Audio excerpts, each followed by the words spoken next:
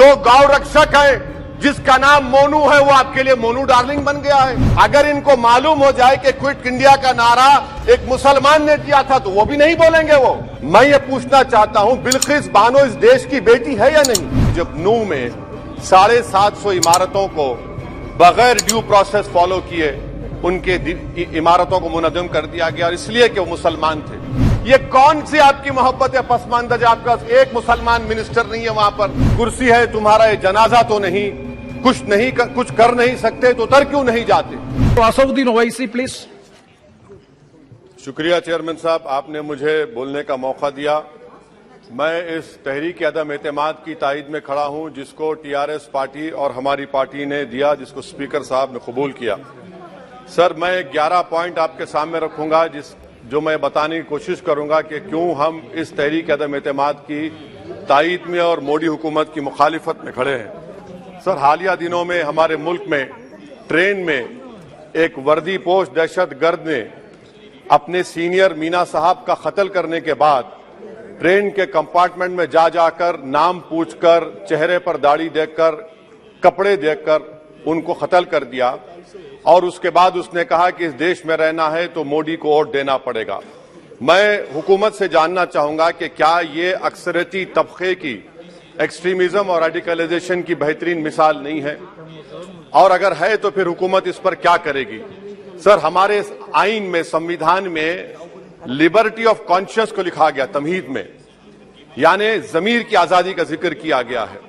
मैं हुकूमत से और खास तौर से वजीर आजम से जानना चाहता हूं कि कहां गया इस हुकूमत का जमीर, कॉन्शियस जिसको अंग्रेजी में कहते हैं, जब नूह में 750 इमारतों को बगैर ड्यू प्रोसेस फॉलो किए उनके इमारतों को मुनज़्ज़म कर दिया गया, और इसलिए कि वो मुसलमान थे, पूरे के पूरे इलीगल थे। इसीलिए पंजाब की हाईकोर्ट और हरियाणा की हाईकोर्ट ने कहा कि ये एथनिक क्लेंसिंग है। इसकी एक बेहतरीन मिसाल है उस हुकूमत की। तीसरी है कि इस मुल्क में एक नफरत का माहौल, बल्कि एक आतिश को पैदा कर दिया गया, मुसलमानों के खिलाफ नफरत का माहौल। ये 9 साल का इनका ये कारनामा है। तीसरा सर, मणिपुर के ताल्लुक से कल बड़ा लंबा जवाब वजीर दाखिला ने दिया। सर, आसाम राइफल के ऊपर केस बुक हो जाता है, एफआईआर हो जाता है। क्या हो रहा है वहां पर? कहां गया आपका कॉन्शियस, कहां गया आपका जमीर, जब वहां की महिलाओं की अस्मत रेजी की जा रही है? और आप मुख्यमंत्री को नहीं हटाना चाहते इसलिए क्योंकि वो कोऑपरेट कर रहा है। सर, मैं हरियाणा और मणिपुर के वजीर आला के लिए, किसी शायर ने अच्छा कहा था कि कुर्सी है तुम्हारा, ये जनाजा तो नहीं, कुछ कर नहीं सकते तो उतर क्यों नहीं जाते? आखिर कहां गया? उन ताबूतों में खो गया कि आपका कॉन्शियस, आपका जमीर, जहां पर 50,000 लोग बेघर हो गए, यानी 6 लाख हथियारों को लूटा जा रहा है। आखिर कौन सा आप इंचार्ज वहां पर हैं? सर, 14 पॉइंट, हिजाब को एक मसला बना दिया गया और मुस्लिम बच्चों को तालीम से महरूम कर दिया गया। क्या ये आपका लिबर्टी ऑफ कॉन्शियस है? कहां गया आपका जमीर? सर, अभी आपने फाइनेंस मिनिस्टर साहबा ने कहा, यहां पर डीएमके के मोहतरमा कनिमोजी ने महाभारत के द्रौपदी का जिक्र किया। मैं ये पूछना चाहता हूं, बिल्किस बानो इस देश की बेटी है या नहीं? जिस बिल्किस बानो को 11 लोगों ने रेप किया, प्रेग्नेंट थी, उसकी मां का रेप किया, उसकी बेटी को कत्ल कर दिया, उसकी मां का कत्ल कर दिया, आपने कातिलों को रिहा कर दिया। ये आपका कॉन्शियस है? ये आपका कॉन्शियस है? आप तो मेजोरिटेरियन पॉलिटिक्स को फरोग दे रहे हैं। सर, आज चाइना के ऊपर कोई नहीं बोलते हैं। प्रधानमंत्री मोदी ने उस वक्त 2013 में जब प्रधानमंत्री नहीं थे, कहा था कि समस्या बॉर्डर पर नहीं, दिल्ली में है। अगर हम अपनी जमीन पर हैं तो डिसएंगेजमेंट क्यों कर रहे हैं? क्या आज चीन हमारी जमीन पर नहीं बैठा है? क्या आज चीन से आप बातचीत कर रहे हैं? आप डिसएंगेजमेंट कर दिए। बताइए डी-एस्केलेशन, डी-इंडक्शन कब होगा?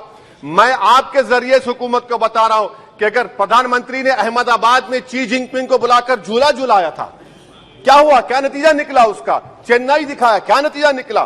सर, इसलिए चीन पर बोलिए, चीन को उखाड़ कर फेंकिए। सर, और एक पॉइंट जिस पर मैं मुखालिफ तायद में खड़ा हूं, हाई इन्फ्लेशन है इस मुल्क में, हाई अनएम्प्लॉयमेंट है, स्टैग्नेटिंग कंजम्पशन है। इसकी वजह से महिलाओं में हाई एनीमिया लीड कर रहा है। ये हुकूमत इसकी जिम्मेदार है।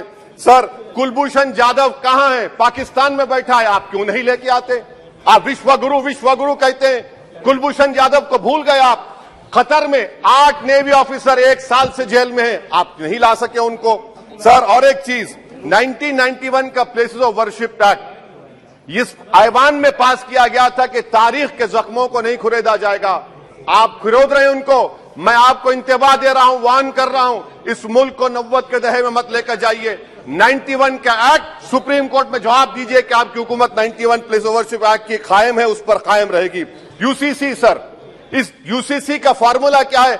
एक मुल्क में एक मजहब, एक कल्चर, एक जबान। ये तो डिक्टेटरों का फॉर्मूला है। भारत एक गुलदस्ता है, भारत एक मोजाइक है। यहां पर बेशुमार जबानें, बेशुमार मज़ाहिब बोले जाते हैं और हिंदू अनडिवाइडेड फैमिली में sir I am concluding 8 crore 75 Hindu खानदानों को 3,800 करोड़ डिडक्शन मिला। इसके बारे में आप क्या कहेंगे सर? और मैं कंक्लूड करने से पहले आपको बताना चाह रहा हूं कि माइनॉरिटी वेलफेयर का बजट 40% कम कर दिया गया।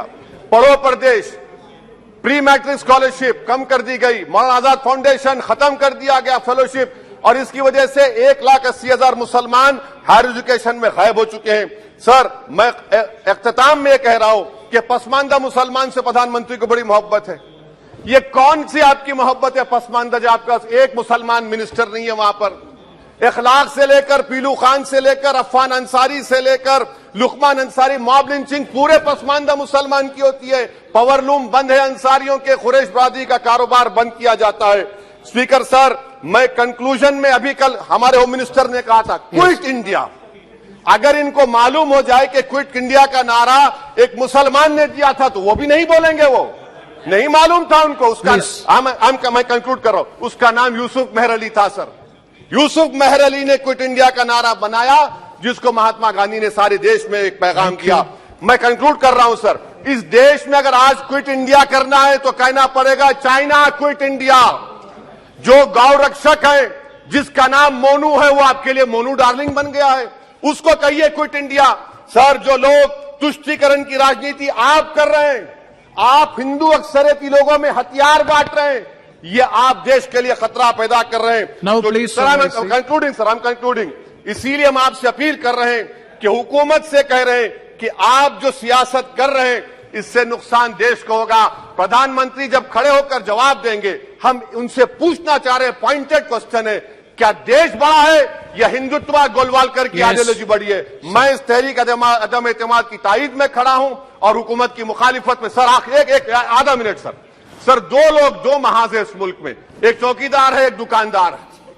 एक चौकीदार है, एक दुकानदार है। जब जुल्म हम पे होता कोई मुंह नहीं खोलते। यूएपीए का कानून अमित शाह ने लाया, इन दुकानदारों ने तायद की। आज उस यूएपीए का कानून में 83 साल का बुढ़ा सिपर खत्म करो, सिपर नहीं होने से मर गया।